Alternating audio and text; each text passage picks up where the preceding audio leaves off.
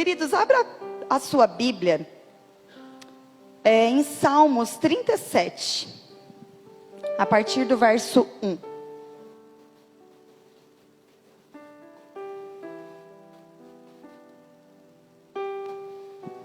Salmo 37, a partir do verso 1.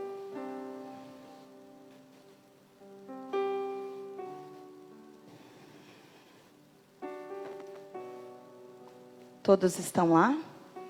Amém? Diz assim: não se aborreça por causa dos homens maus, e não tenha inveja dos perversos, pois como o capim logo secarão, como a relva verde logo murcharão.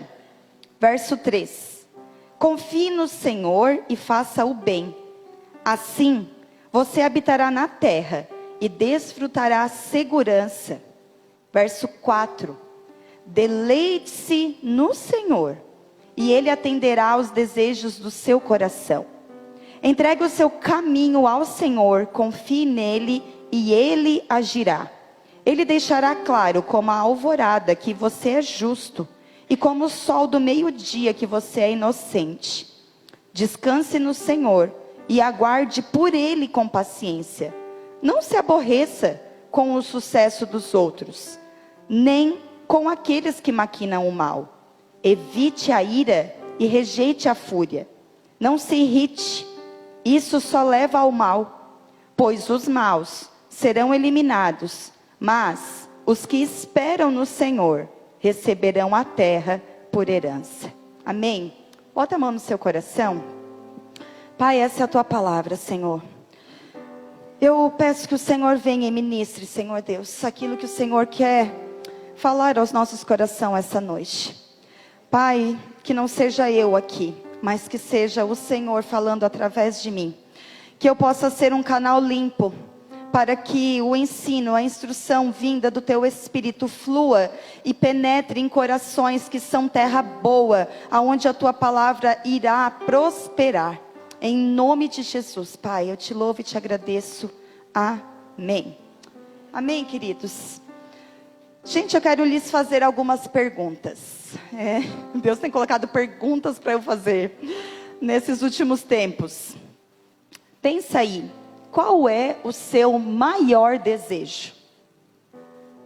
Qual é o maior desejo do seu coração?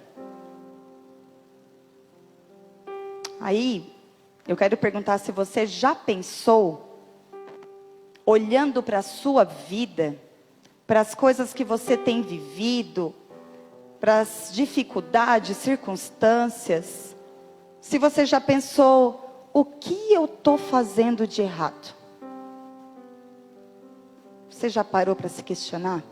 Antes de dormir assim, você vai deitar, ora, e você diz que confia, mas no fundo você pensa assim, o que eu estou fazendo de errado? E aí eu quero perguntar para você. Você ora para saber como que faz para ter uma vida melhor? Quantos aqui desejam ter uma vida melhor? Amém? Muitas vezes a gente acaba caindo numa comparação. A gente olha para a vida de algumas pessoas e diz assim, fulano faz tudo errado e dá tudo certo para ele. E eu faço tudo certinho, pago meus impostos, vou na igreja, não minto, não roubo. E parece que não dá certo as coisas na minha vida, parece que não prospera, parece que não flui. Não sei o que acontece. Parece que tem alguma coisa errada. E a gente fica se questionando. Lá no fundo a gente pensa, o que eu estou fazendo de errado? Mesmo achando que está fazendo tudo certo, lá no fundo tem uma exclamaçãozinha. O que será que eu estou fazendo de errado? E sabe, quando nós começamos a caminhar com o Senhor, quando nós nos convertemos, A gente ouve falar muito que existe dois caminhos, né? O caminho estreito e o caminho largo, né? A palavra de Deus fala sobre isso. O caminho do mundo e o caminho de Cristo. Porém, no caminho de Cristo, muitas vezes nós vamos nos deparar ainda com dois caminhos. O caminho antigo e o caminho novo. Nesse exato momento, nós estamos andando em algum desses dois caminhos.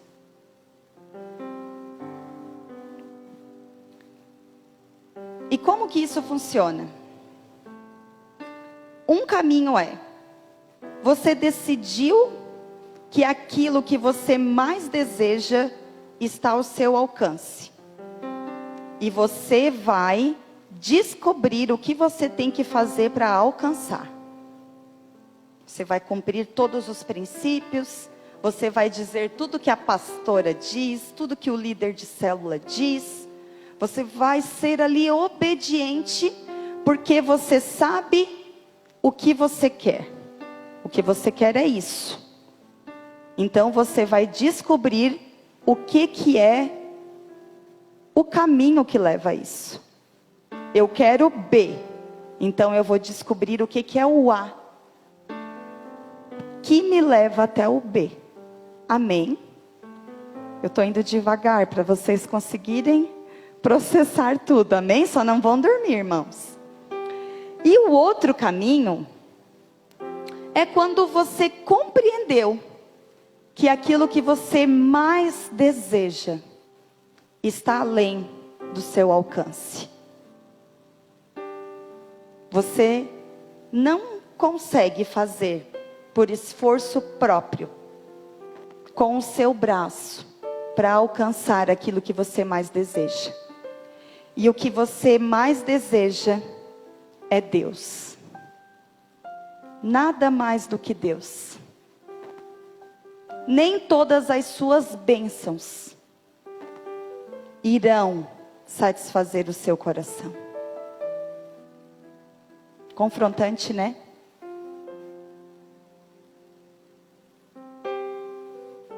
Nesse momento, o que nós, que já estamos em Cristo, que já nos convertemos, que já estamos caminhando, qual caminho nós temos andado? Esse caminho, esse primeiro caminho, que é um caminho cheio de métodos, de regras, um caminho que nos cansa, que nos sobrecarrega, mas que diz, faça tudo isso, que você vai alcançar aquilo que você mais deseja. Ou nós estamos andando pelo segundo caminho, que é um novo e vivo caminho. É um caminho mais difícil de andar, porque esse caminho vai exigir de nós abrir mão do controle. Vai exigir de nós contemplar aquilo que Deus tem feito na nossa vida. Seja algo bom ou seja uma circunstância difícil. Esse caminho vai exigir de nós, de verdade, confiar que a vontade de Deus é melhor que a nossa. Muitas vezes a gente diz, Senhor, eu quero que se cumpra a tua vontade na minha vida. Faça a tua vontade na minha vida. Só que as coisas começam a caminhar de uma forma diferente daquilo que a gente esperava que era a vontade de Deus. E aí a gente começa a se questionar. Não, tem alguma coisa errada. Porque se fosse vontade de Deus, ia estar dando tudo certo. Ia estar tudo ok. Deu errado é porque não é vontade de Deus. Pare e pensa. Quando você ouve que alguém está na igreja e está passando talvez por uma crise no casamento, o que vem na sua mente? O que vem na nossa cabeça de verdade? Não estava fazendo o que era para fazer. É ou não é? Lá no nosso interior, surge um julgamento. Por que fulano está sempre nessa vida? Porque não faz o que era para fazer. Porque nós estamos andando no caminho antigo. E no caminho antigo nos leva a acreditar que nós precisamos fazer para receber. Fazer para alcançar. E nesse caminho antigo, nós anulamos a obra de Cristo na cruz. Nesse caminho antigo, a gente diz para Deus: Deus, eu confio em Ti, mas olha só, eu quero que Tu faça assim, assim e assim. Aí a gente descobre tudo o que Deus quer, a gente obedece, para Ele poder dar tudo o que a gente quer.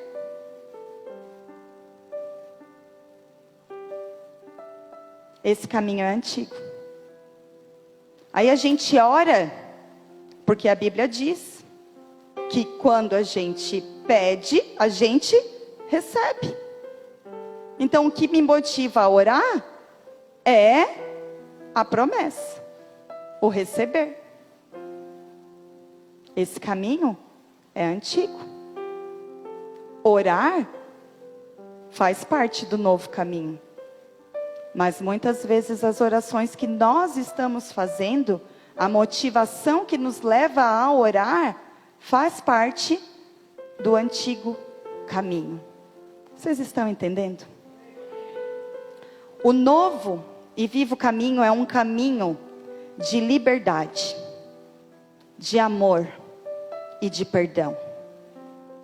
Nesse caminho, o nosso maior desejo, o nosso maior anseio é a presença de Deus na nossa vida. Nesse caminho, Deus ele vai colocar um anseio no nosso coração, ao qual nós vamos valorizar mais a presença dele do que o que ele pode fazer. Será que nós conseguimos ser sinceros, de verdade, ter coragem de dizer: Deus, eu abro mão das tuas bênçãos para desfrutar da tua presença?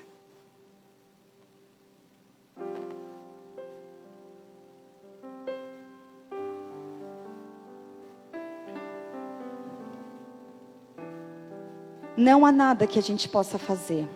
A palavra de Deus diz, quando Jesus está falando lá de que nós somos como ramos ligados à videira, que nós não podemos fazer nada sem Ele.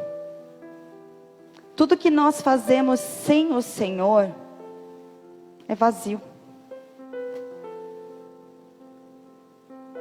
1 Coríntios vai dizer que eu posso dar até a minha vida, mas se não tiver amor, de nada vale. Essa semana eu li uma frase que me impactou, que dizia assim: nós estamos vivendo numa era, num tempo em que está tudo tão automático, que se o Espírito Santo for retirado, muitas igrejas, porque a igreja é eu e você, amém?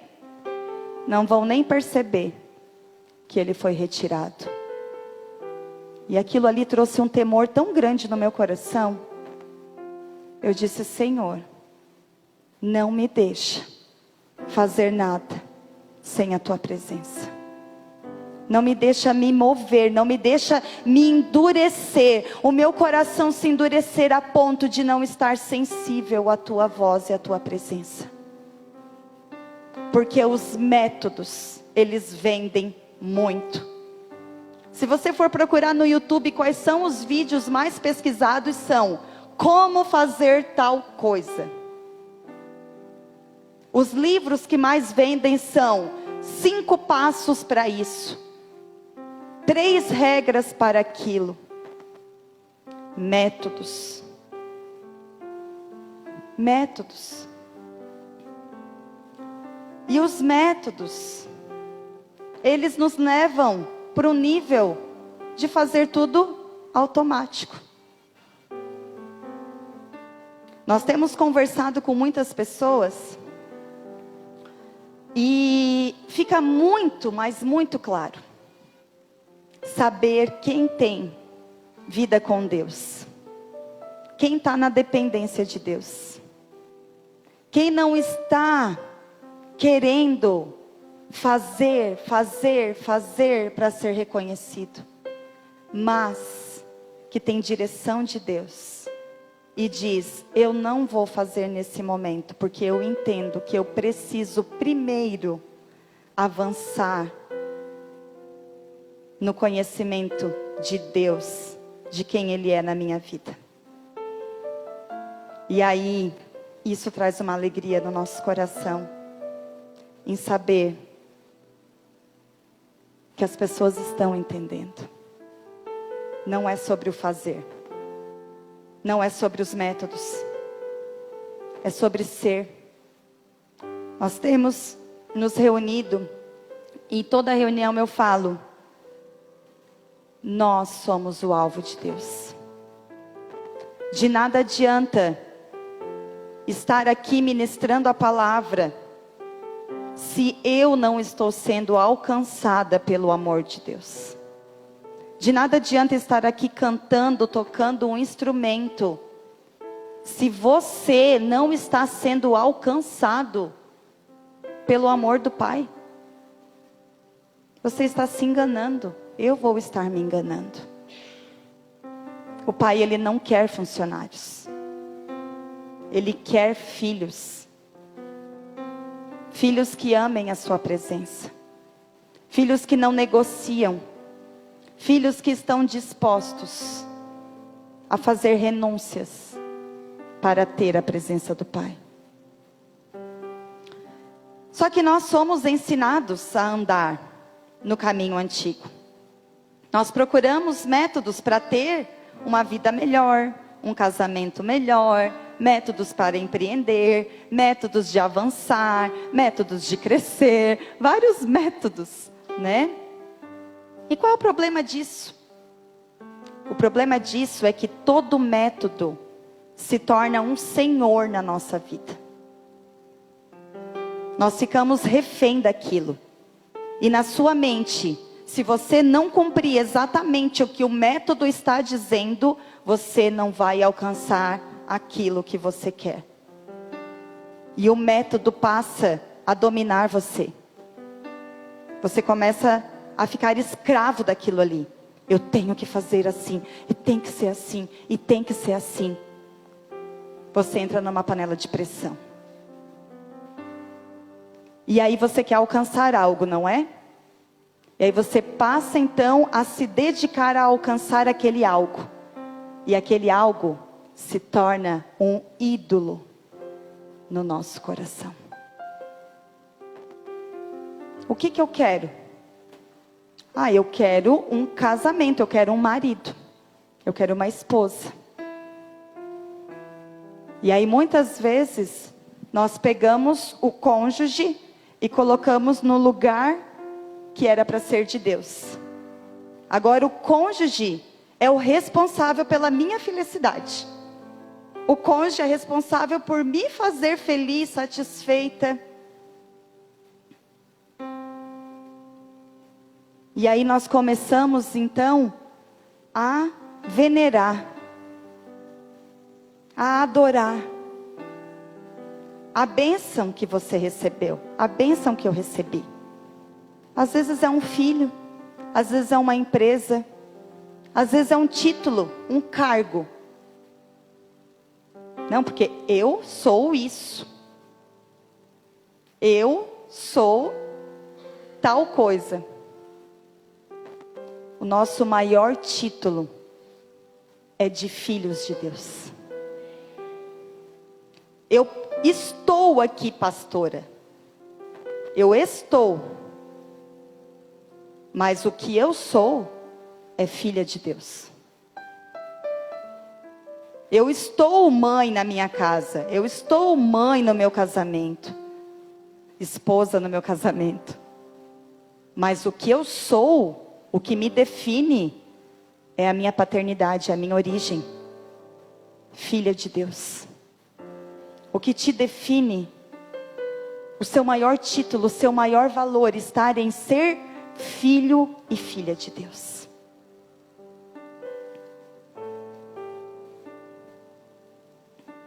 E quando nós colocamos Deus em primeiro lugar, Deus, ele não muda. Deus, ele não tem sombra de variação, é o que diz a palavra. Então nós não vamos precisar ser perfeitos. Porque os ídolos, eles exigem de nós perfeição. O ídolo da beleza, eu tenho que estar sempre linda, bela e formosa. O ídolo do status, eu vou me endividar para manter o status. Vários ídolos roubam o lugar de Deus na nossa vida. E quando isso acontece, nós nos frustramos. Ou nos orgulhamos. Isso aconteceu comigo, eu já contei aqui. O exemplo da minha maternidade. Era uma mãe exigente, rígida. Meu filho não piava. Era um menino exemplar. Todo mundo dizia, quero ter um filho igual da Sabrina. E eu não falava, mas aqui dentro de mim eu dizia, realmente, eu sou uma excelente mãe. Porque comigo ninguém tira farinha. Porque comigo o negócio é mais embaixo. Eu confiava e acreditava que o meu método era eficaz ao ponto de tornar o meu filho perfeito. E o meu filho era um ídolo para mim. Eu tinha orgulho de ter aquele filho perfeito. Mas nenhum método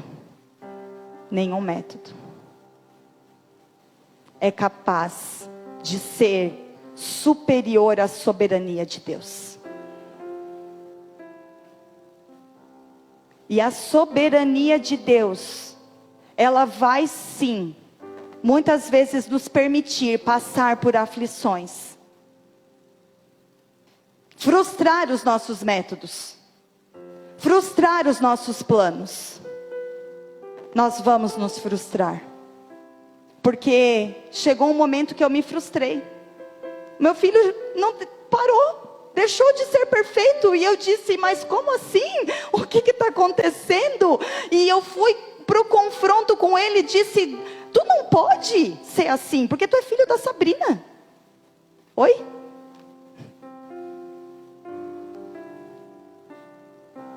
Não, gente. Não é sobre nós. O Senhor, Ele tem uma isca para cada egoísta. Quando nós nos achamos demais, estamos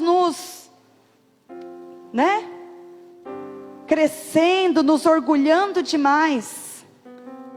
Se nós amamos de verdade o Senhor, Ele vai permitir que nós sejamos frustrados para reconhecer que Ele é Senhor de todas as coisas.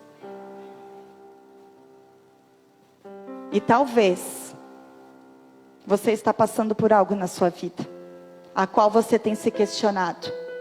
Mas eu fiz tudo certo. Eu tentei fazer o melhor. E por que isso está acontecendo? Sabe, enquanto eu preparava essa palavra, eu me lembrei de um testemunho de um casal que a gente acompanhou por bastante tempo. Vou até falar o nome aqui porque ela me deu permissão. Muitos conhecem a história deles. A Lu e o Ricardo. Eu comecei a acompanhar a Lu e eu vivia por métodos. Então eu falava para ela: faz assim, faz assim, faz assim. E ela ia para casa e fazia exatamente como eu dizia. Só que não funcionava. Porque não era sobre o método. Era sobre uma transformação do coração, ao qual métodos não são capazes de fazer. Métodos não transformam corações. Somente a presença de Deus é que é capaz de transformar corações. E esses métodos frustrados levou ela a ter ranço da igreja, de mim. Ela se afastou. E ela disse: eu nunca mais vou deixar ninguém dizer o que eu tenho ou o que eu não tenho que fazer. E eu disse: amém. Ali eu aprendi. Foi difícil para mim. Eu chorei e sofri com a distância da minha amiga, que era como uma filha para mim. A motivação do meu coração sempre foi fazer o melhor. Naquele momento eu achava que era o melhor. Mas ali o Senhor me ensinou: filha, métodos não transformam, tem mais coisa. Somente eu sou capaz de entrar lá dentro e botar a casa em ordem. Não é sobre pintar a fachada, é sobre entrar na casa e mudar tudo de lugar. É sobre dar acesso ao único que é digno de tudo. Qual é a minha e a sua motivação de vir à igreja? Qual é? É buscar sucesso financeiro? É buscar a vida melhor? É buscar bênção? É buscar um casamento melhor? É buscar ter filhos melhores? Qual é a sua motivação em servir? É ser reconhecido? É ter um título? É ter um cargo? Qual é? A Lu e o Ricardo, eles se afastaram da igreja. E eles passaram por um divórcio. Mas o Senhor os alcançou. E lá no vale, lembra que eu li ali Salmos 23? Mesmo que eu passe pelo vale da sombra da morte, ali o Senhor te encontra. Ali o Senhor é contigo. Eles passaram, porque o Senhor os encontrou e eles permitiram que o Senhor trabalhasse na vida deles. E somente com o Senhor, sem a ajuda de ninguém, de exatamente ninguém, para que a honra e a glória fosse toda do único que é digno. Eles não tiveram ajuda de nenhum líder, de nenhum pastor, de nenhuma amiga. Eles e Deus, no secreto, foram restaurados como indivíduo. E pessoas restauradas restauram casamentos. Entenda. Não é sobre o resultado. É sobre o que nós estamos nos tornando. Não é sobre o método. Lembra que eu falei aqui no outro culto que eu ministrei sobre adoração? Eu dei o exemplo do Heitor. Como que eu sei que o Heitor, ao tomar banho, está limpo? É pela forma que ele diz: mãe, primeiro lavei isso, depois isso e depois isso. Ah, filho, exatamente, era esse o método de tomar banho. Ou é quando eu olho para ele, examino ele e vejo que ele está todo limpinho? Como que eu sei que eu estou me tornando semelhante a Deus. É quando eu vou abandonando aquilo que não faz mais sentido. E à medida que eu vou me colocando na presença dEle, eu vou sendo transformado.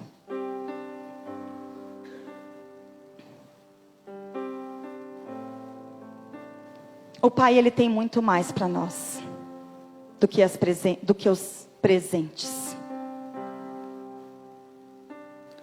Se você oferecer para uma criança pequenininha uma escolha, o que você prefere na noite de Natal? O papai fora de casa, mais uma árvore cheia de presentes? Ou você quer o papai em casa e nenhum presente?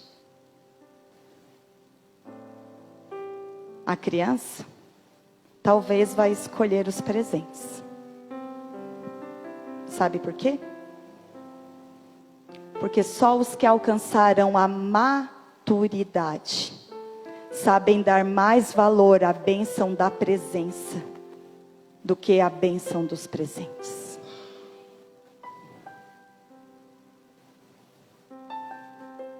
Sabe, enquanto essa semana o Senhor ministrava sobre isso no meu coração, o Senhor falou algo muito forte. Ele disse: cuidado, filha, para o teu propósito não roubar o lugar que é meu no teu coração. Nós estamos vivendo e falando muito sobre propósito, né? Qual é o meu propósito? O que eu fui chamado para fazer? Qual é o propósito? E muitas vezes nós nos envolvemos tanto com o propósito que esquecemos de nos relacionar com o dono do propósito. Porque o propósito é dele. Nós fomos criados para cumprir um propósito que é dele.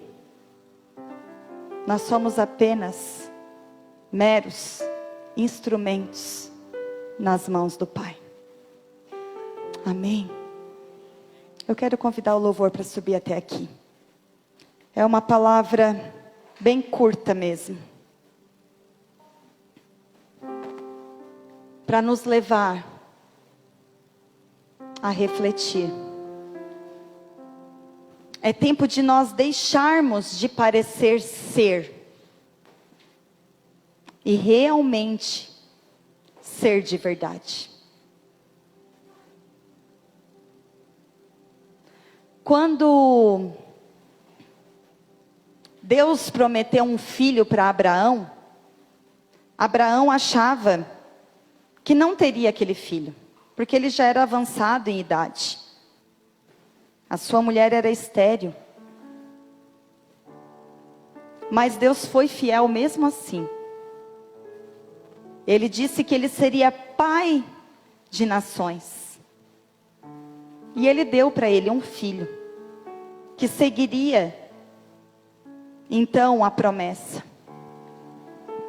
Porém, o menino cresceu um pouco, e Deus pediu para ele um menino. Pediu para sacrificar o menino.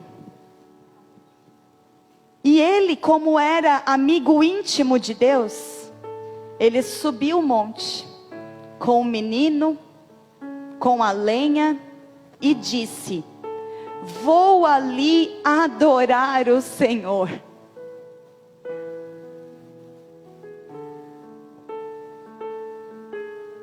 Abraão cria tanto em Deus, tanto, que estava disposto a entregar o seu filho em adoração àquele que deu o filho. Mas Deus não queria o filho. Deus não permitiu que Abraão sacrificasse Isaque. Deus proveu o cordeiro. Ele queria era o coração de Abraão. Porque Deus, Ele nos dá a bênção sim. Mas Ele não quer que nenhuma bênção esteja entre nós e Ele.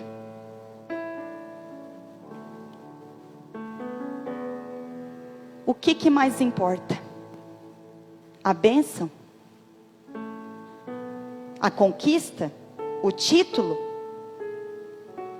Ou a presença?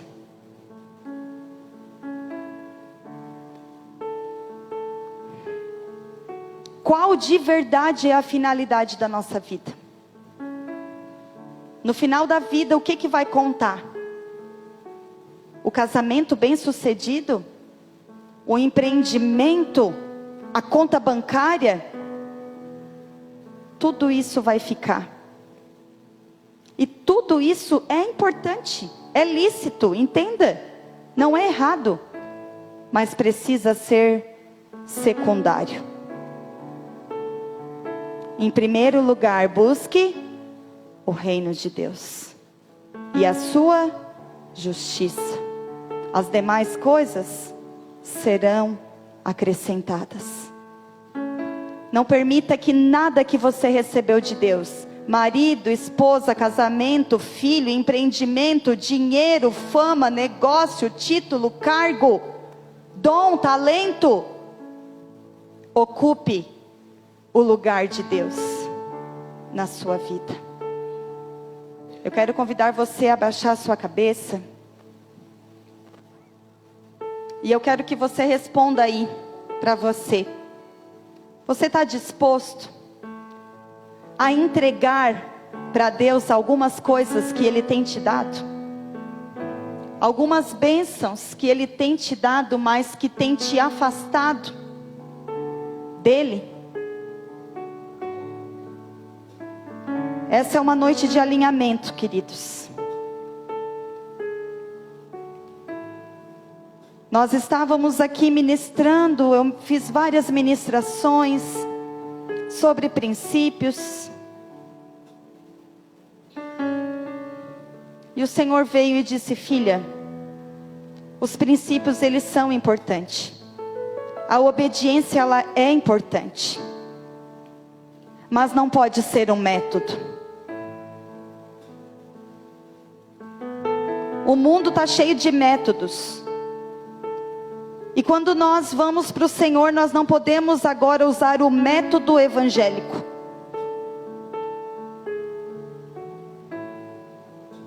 Não é sobre mudar o método. É sobre mudar o desejo. O convite do Evangelho para mim e para você é mudar o desejo do nosso coração. Qual é o maior desejo do seu coração? Foi a pergunta que eu fiz quando a gente iniciou aqui. Qual é o anseio? Qual é o maior desejo do nosso coração? O louvor vai tocar e eu quero que você fique à vontade para deixar o Senhor ministrar ao seu coração.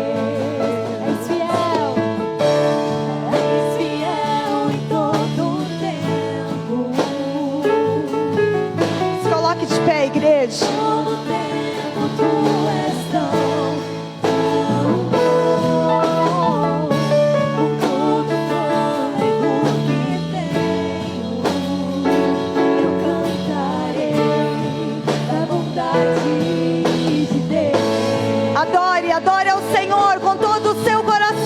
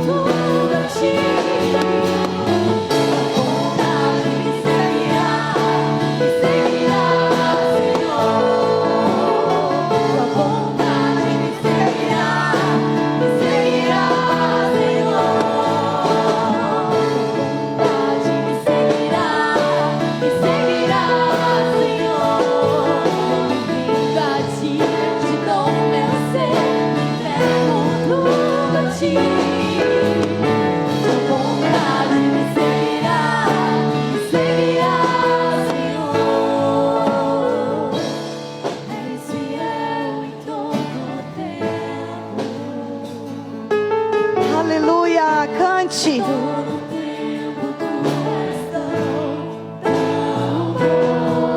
Erga suas mãos ao Senhor em adoração a Ele.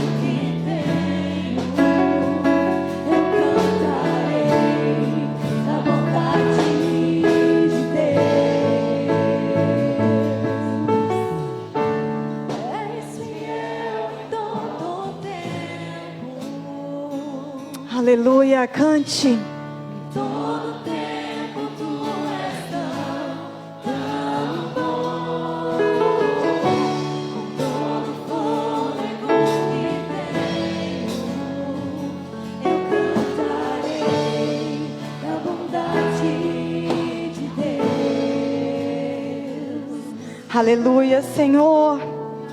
Obrigado, Pai, pela tua bondade, a tua fidelidade, Senhor, que nos acompanham, Pai.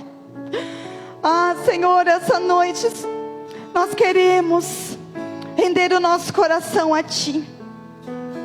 Nós queremos pedir perdão por tantas vezes que Te deixamos em segundo plano, por tantas vezes que colocamos métodos para chegar a Ti e deixamos de simplesmente nos derramarmos em Ti. Que muitas vezes estamos cansados, sobrecarregados, afadigados, querendo fazer tudo na força do nosso braço, enquanto que a Tua palavra diz: ei, filho, filha, está cansado, está sobrecarregado, venha a mim, pois eu tenho o que você precisa. Ah, Espírito Santo de Deus, nos ensina a andar pelo novo e vivo caminho, nos ensina a entrar com ousadia na presença de Deus, sem depender de mediadores, sem depender de métodos, sem depender de alguém que ore por nós. Nos ensina, Espírito Santo, a descansar no Senhor, reconhecendo que Ele tem cuidado de nós, que Ele é o bom pastor, que Ele é um Pai que nos cuida, que nos provê e que de nada temos falta. Obrigado, Jesus, pelo Teu amor. Obrigado, Deus, pela Tua palavra que é viva e eficaz. Eu oro para que cada pessoa aqui que recebeu essa palavra não saia daqui da mesma forma que entrou. Eu oro para que o Espírito Santo de Deus, que convence, faça uma obra completa na mente e coração de cada pessoa aqui.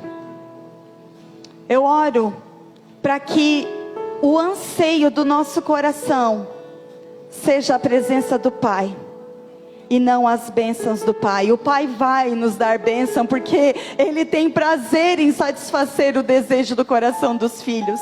Mas Ele diz: ei, filhos, deleite-se em mim, deleite-se na presença dEle, e Ele terá prazer em satisfazer o desejo do seu coração, porque o Pai ama presentear os filhos, mas ame mais o Pai do que as bênçãos do Pai.